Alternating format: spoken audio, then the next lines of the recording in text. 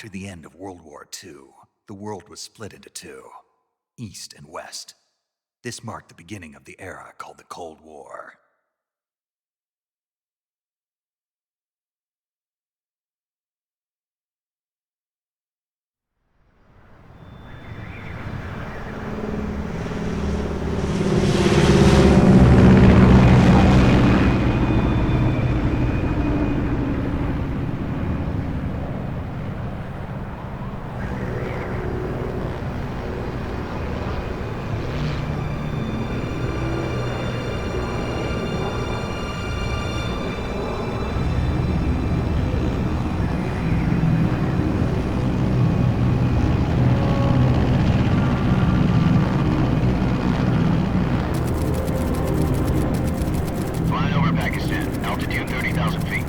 Approaching Soviet airspace.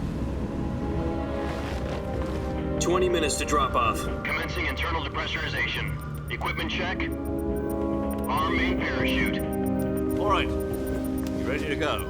Drop zone still showing a high pressure mass. Cav okay. Good. We've got high visibility.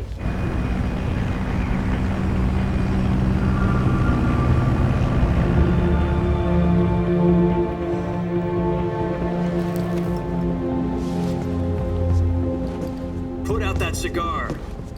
Connecting oxygen hose to interior connector. Put on your mask.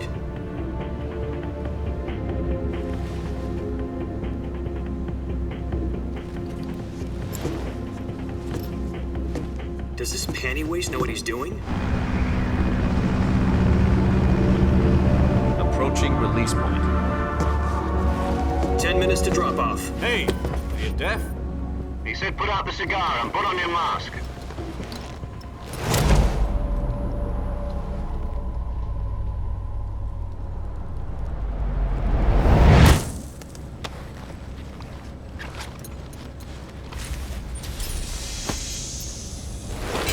Depressurization complete. Checking oxygen supply. 6 minutes to drop off. Opening rear hatch.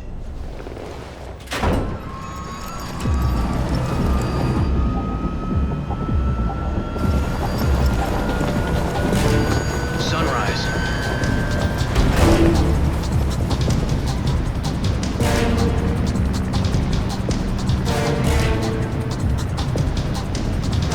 External temperature minus 46 degrees Celsius. 2 minutes to drop off. Stand up. You'll be falling at 130 miles per hour. Try not to get frostbite from the wind chill. 1 minute to drop off. Move to the rear. Activate the air bottle. This is one for the history books. The world's first halo jump. 10 seconds to drop off. Stand by. Status okay. All green. Prepare for drop off. Countdown. 5, 4, 3, 2, 1. Spread your wings And fly. God be with you.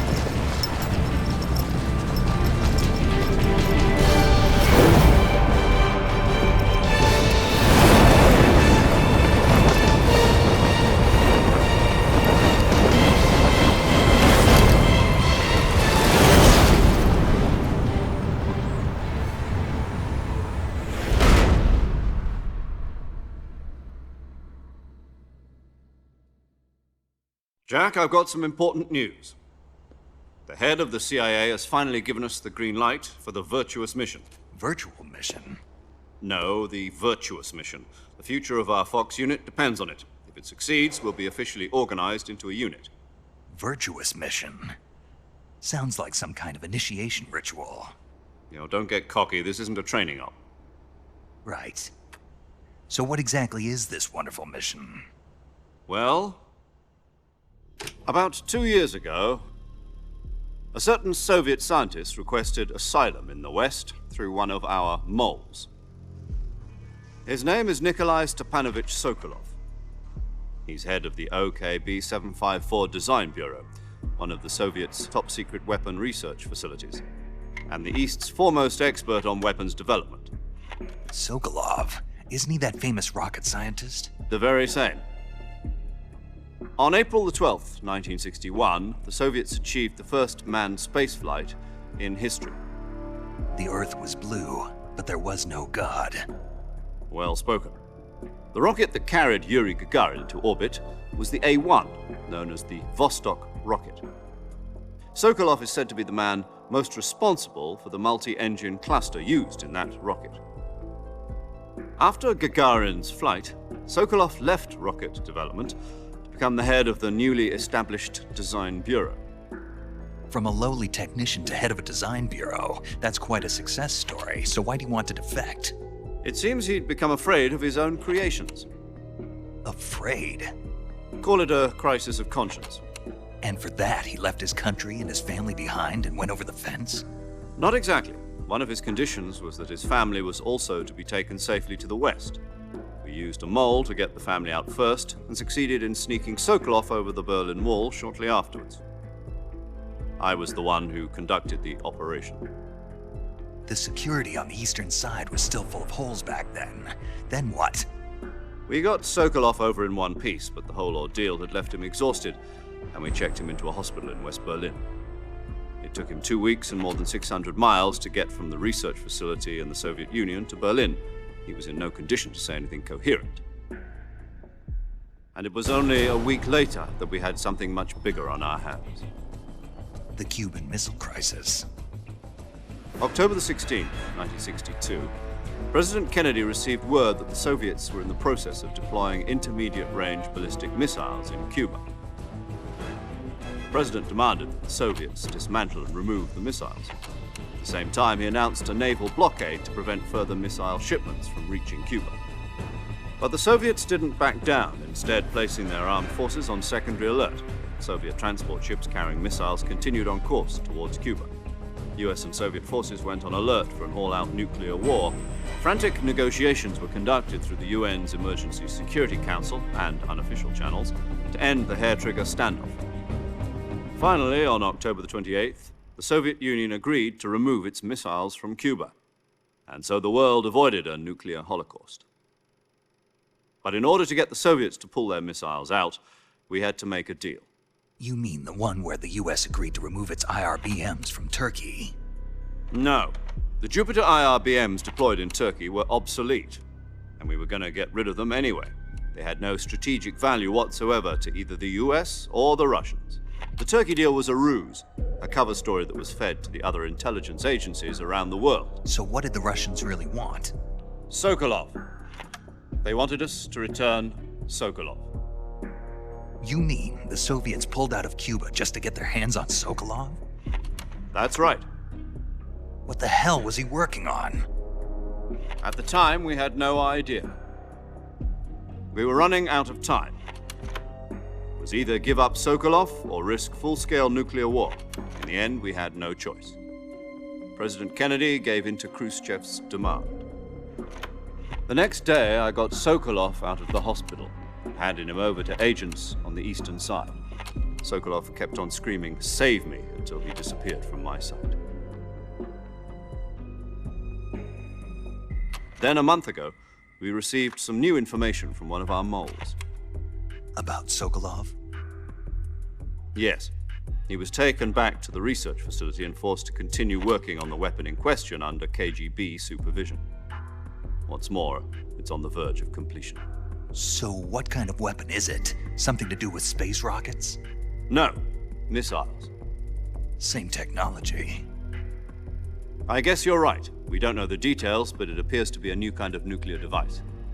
For half a year now, the Soviets have been conducting frequent nuclear tests at Semipalatinsk.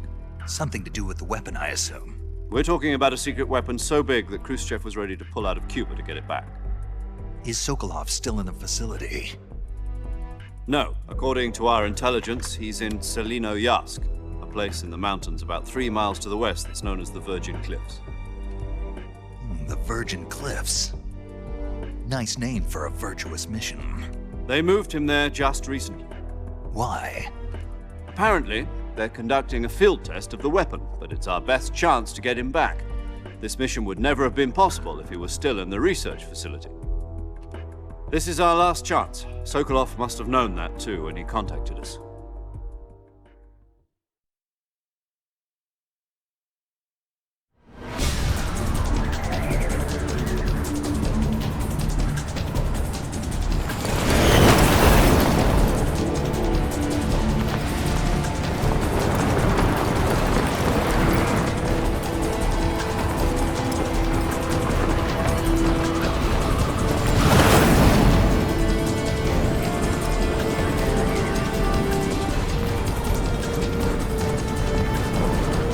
up, Jack. Your mission is to infiltrate Selino Yask in the Soviet mountains, ensure the safety of Sokolov, and bring him back to the West.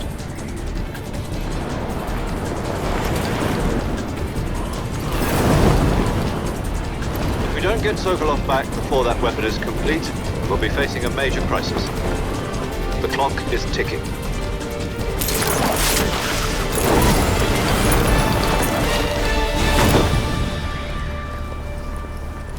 Once we've confirmed the rescue of Sokolov, stand by at the recovery point.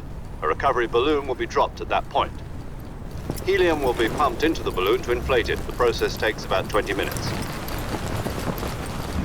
Once it's complete, the gunship's arm will latch onto the balloon and pull it up.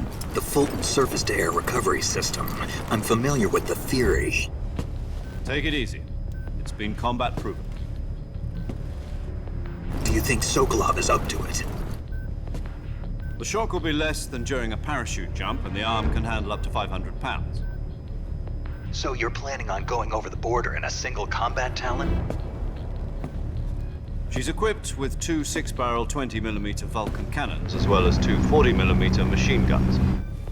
Sounds like she could hold her own against a battalion of tanks. Even with the fuel in the reserve tank, we're facing a 4-hour time limit. If all goes well, it shouldn't take more than a few hours. Home in time for dinner. But if anything goes wrong, you'll be eating dinner, breakfast, and all the rest of your meals in the jungle.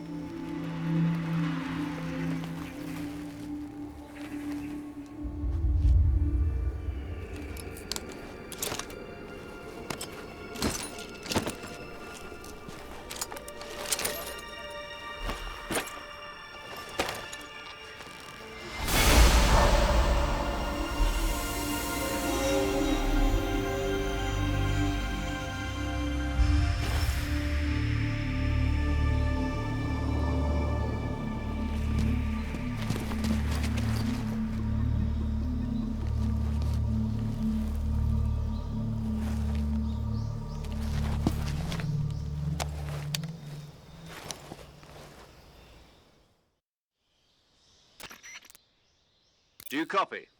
You're already in enemy territory, and somebody might be listening in. From here on out, we'll be using code names to refer to each other. Your code name for this mission will be Naked Snake. I'll be referring to you as Snake from now on. You're not to mention your real name. Snake? Oh, you don't like snakes? What do you mean? Well, you've eaten one before, haven't you? In survival training. I'm glad to hear that. I don't know if I'd ever order one in a restaurant, but... Be careful, you might not have a choice. What about you, Major?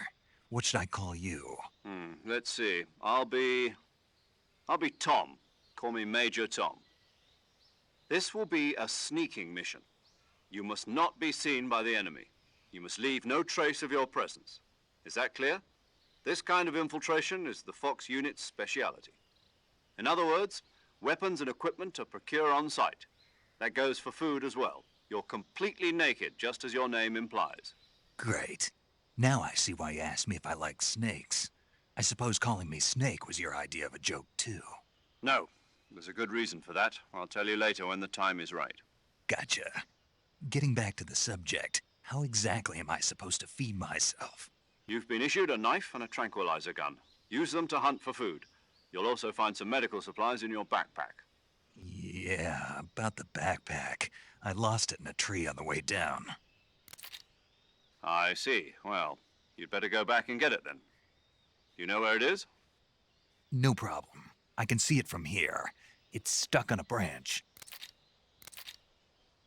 To climb a tree, stand in front of a tree that's covered in ivy and press the action button. I'll be monitoring your progress over the radio. We can't risk violating Soviet airspace, but I'll be in the gunship. My frequency is 140.85. I'll give you a call if I need to talk to you. If you need to talk to me, use the send function. Okay, Snake, go get your backpack.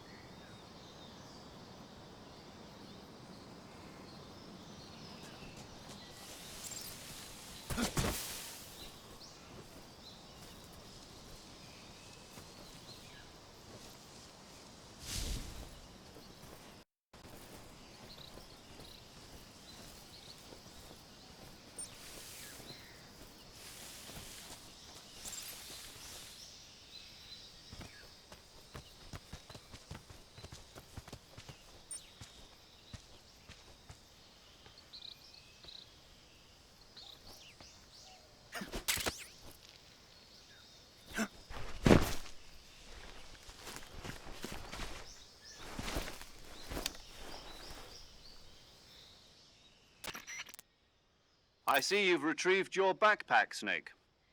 To equip a weapon, it's necessary to take it out of your backpack. In the survival viewer, choose Weapon from the backpack. Your available weapons will be displayed in a list on the screen. From that list, choose the weapon you want to equip and press the Enter button. For other equipped items, just do the same thing from Item. Got it. Use the survival viewer backpack. Yep, that's right. Survival is fundamental to this mission. After you've been out in the field for a while, your stamina will start to drop. If your stamina gets too low, it'll affect your performance. You won't be able to shoot accurately, for example, and your wounds won't heal as smoothly. Keep an eye on your stamina so you don't run out. To recover lost stamina, you can hunt for local flora and fauna. You can use either your tranquilizer gun or your knife to hunt. My only weapon is a Mark 22 Hush Puppy tranquilizer gun? That's right. It's been fitted with its own suppressor. However, the suppressor will deteriorate every time you fire. Once its durability reaches 0, the noise suppression effect will be gone. So don't get too trigger-happy with it. The suppressor's durability is shown in the icon. Any weapons and equipment beyond what you're carrying now, you'll have to find as you go. I have to find my own weapons and equipment? Whose crazy idea was this anyway? Solo covert actions are standard Fox operating procedure. You can't leave any traces of your presence. No weapons, equipment, footprints, sweat, or bodily wastes. The same goes for bullets and cartridges, too. Your presence in enemy territory is already a violation of international conventions of warfare. There aren't supposed to be any American soldiers in Russia. It could spark an international incident. You can't let anyone see you. You can't let the enemy know you're there. This is a stealth mission. You're a ghost, Snake, in every sense of the word. And there'll be no rescue if you're captured. The military and U.S. government will deny any involvement in the affair. Then I'll just have to take care of myself, huh? I'm afraid so. You've been given a fake death pill for that purpose. SIS guidelines stipulate that soldiers on covert ops like this one be issued a potassium cyanide capsule. Tape it to your body so you can take it when you need to. How generous of you. Use it if you're taken prisoner by the enemy. It'll send you into a state of false death for a short time. Fooling them into thinking that I'm really dead. So how do I come back to life? Just take the revival pill. You mean that thing they put in my tooth before the mission? That's the one. But be careful. If you remain in a state of false death for too long, nothing will be able to bring you back. Remember that. I'll keep it in mind. You said this was a solo mission, right? Right. I guess that means I can't count on any reinforcements. Correct. The mission rests entirely in your hands. A real one-man army. Relax. There's a support team ready to back you up over the radio. Who? I'll introduce them to you. This time, survival is of utmost importance. The first member of the support team will be in charge of monitoring your physical condition, acting as a medic, so to speak, as well as recording your mission data. She's a member of Fox as well, and she's here on the gunship with me. She. Hello, Snake. I'm paramedic. Nice to meet you. Paramedic. As in a medic who comes in by parachute. Aren't you going to tell me your real name? Are you going to tell me yours, Mr. Snake? My name, huh? It's John Doe. And they call you Jack for short. You're a regular Captain Nemo. A name means nothing on the battlefield. After a week, no one has a name. What's your name? Jane Doe. Very funny. I wasn't joking, but I'll tell you my name only if you manage to make it back alive. My frequency is 145.73. She's also in charge of recording your mission data. Whenever you want to save, send a message over the reserved save frequency, 140.96. So saving lets me record my mission data. That's right. It also records the state of your health. Good to know. There's one more person I want to introduce you to, Snake. Huh? Speaking of snakes, you remember the boss, don't you? A legendary soldier and your mentor. Actually, it was the boss that got the DCI's authorization in the first place. She's going to be serving as Fox's mission advisor. The boss is? She also helped me plan this mission. She and I were at SAS together. Jack, is that you? How many years has it been? Boss? That's right. It's me. Talk to me. Let me hear your voice. It's been 5 years, 72 days, and 18 hours. You've lost weight. You can tell just by the sound of my voice. Of course I can. I know all about you. Really? Well, I don't know anything about you. What's that supposed to mean? Why'd you disappear on me all of a sudden? I was on a top secret mission. You didn't need me anymore. But there were still so many things I wanted you to teach me. No, I taught you everything you needed to know about fighting techniques. I taught you all I could. The rest you needed to learn on your own. Techniques, sure. But what about how to think like a soldier? How to think like a soldier? I can't teach you that. A soldier needs to be strong in spirit, body, and technique. And the only thing you can learn from someone else is technique. In fact, technique doesn't even matter. What's most important is spirit. Spirit and body are like two sides of a single coin. They're the same thing. I can't teach you how to think. You'll just have to figure it out for yourself. Listen to me, Jack. Just because soldiers are on the same side right now doesn't mean they always will be. Having personal feelings about your comrades is one of the worst sins you can commit. Politics determine who you face on the battlefield. And politics are a living thing. They change along with the times. Yesterday's good might be tomorrow's evil. Is that why you abandoned me? No, it had nothing to do with you. I already told you, Jack. I was on a top secret mission. A soldier has to follow whatever orders he's given. It's not his place to question why. But you're looking for a reason to fight. You're a natural-born fighter, but you're not quite a soldier. A soldier is a political tool, nothing more. That's doubly true if he's a career soldier. Right and wrong have no place in his mission. He has no enemies and no friends. Only the mission. You follow the orders you're given. That's what being a soldier is. I do whatever I have to get the job done. I don't think about politics. That's not the same thing. Sooner or later, your conscience is going to bother you. In the end, you have to choose whether you're going to live as a soldier or just another man with a gun. There's a saying in the Orient, loyalty to the end. Do you know what it means? Being patriotic. It means devoting yourself to your country. I follow the president and the top brass. I'm ready to die for them if necessary. The president and the top brass won't be there forever. Once their terms are up, others will take their place. I follow the will of the leader, no matter who's in charge. People aren't the ones who dictate the missions. Then who does? The times. People's values change over time, and so do the leaders of a country. So there's no such thing as an enemy in absolute terms. The enemies we fight are only enemies in relative terms, constantly changing with the times. As long as we have loyalty to the end, there's no point in believing in anything, even in those we love. And that's the way a soldier's supposed to think? The only thing we can believe in with absolute certainty is the mission, Jack. All right, but do me a favor. What is it? Call me Snake. Snake. Oh, right. Your codename is Snake. It suits you well. That's right. The legendary unit that the boss put together during World War II was a snake. The Cobra unit, a group of heroes that brought the war to an end and saved the world. As long as you've got a legendary hero backing you up, you'll be fine. Isn't that right, Snake? Yeah, I can't think of anyone else I'd rather have with me. Oh, and one more thing, boss. Yes? It's good to hear your voice again. Same here. After all, who knows if either of us will make it out alive? Snake, you are always best at urban warfare and infiltrating buildings. But this is the jungle. Survival is going to be key.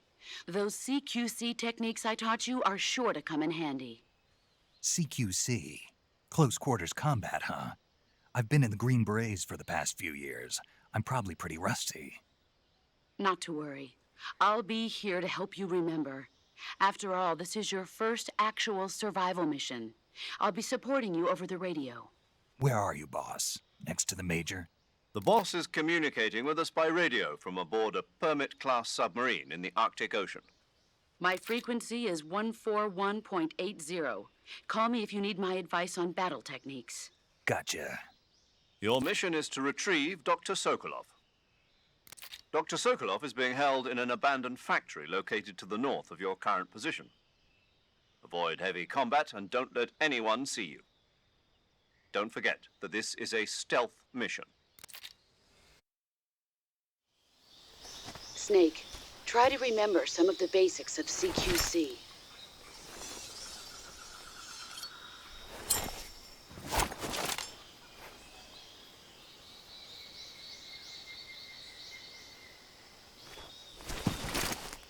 Commencing virtuous mission now.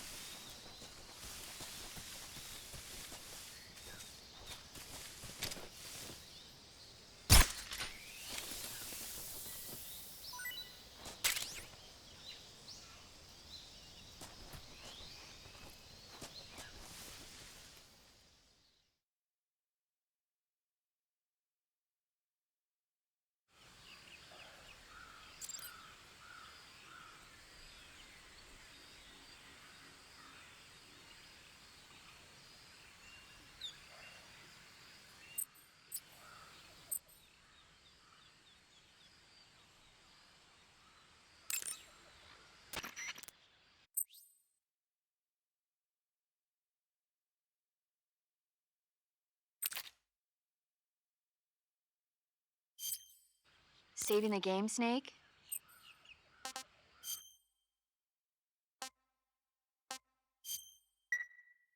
Hey, Snake, you ever heard of Godzilla King of Monsters? No, what is it? It's a movie. You haven't seen it? Nope. It's about this monster called Godzilla, who grows to an enormous size in a nuclear test and goes on a rampage in Tokyo. Nuclear test, huh? Then the Marshall Islands must be crawling with giant monsters right about now.